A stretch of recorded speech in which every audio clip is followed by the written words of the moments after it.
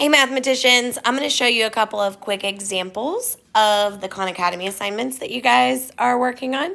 So this question is asking for the equation of the vertical line through negative 8, 5. So first, let's go to that coordinate on the grid, which is right here at negative 8, 5. And then because it's a vertical line, we know the graph of it is going to look a little something like this. So the equation of it, we know from a previous unit, the equation of a vertical line, because it goes through the x-axis, is going to be x equals, and it is going to be x equals whatever number on the x-axis it goes through, which is going to be, in this case, negative 8. So the equation of the line is x equals negative 8. Then future questions you're going to get, instead of asking for the equation, it's going to ask for the slope. And we know that slope is found by doing something called rise over run. So we need to figure out the rise and we need to figure out the run of this particular line. Okay, so remember what we did in previous examples where we found slope is that we just chose two coordinates on the line that kind of fell in a corner. So I'm just going to choose this one and that one for no particular reason. So the rise, if I zoom in here, is 1, 2, 3, because there's 3 little boxes that kind of separate the two of them.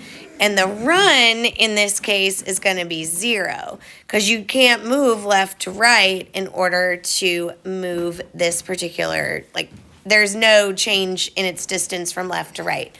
So you would be tempted to say it's 0, but that's going to be wrong.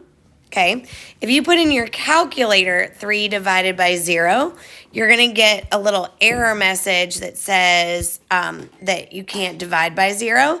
So because we don't, okay guys, sorry about that little noise in the background. Okay, so you can't actually divide 3 by 0. So we use a special word, which is undefined. So anytime you have and I know this looks terrible, like handwriting wise. Sorry about that.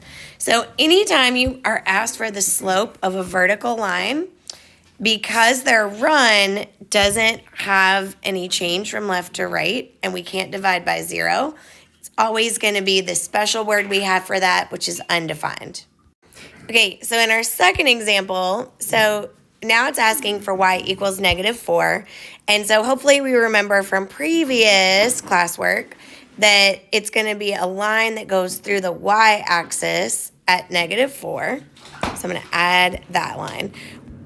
And what is the slope of that line going to be? Well, it's not going to be undefined, but it doesn't actually move, like increase or decrease, right? So in this case, our slope is going to be 0. So whenever you have the slope of a horizontal line, the slope is going to be 0 because there is no increase or decrease. It's just going to stay constant. So the slope is going to be 0.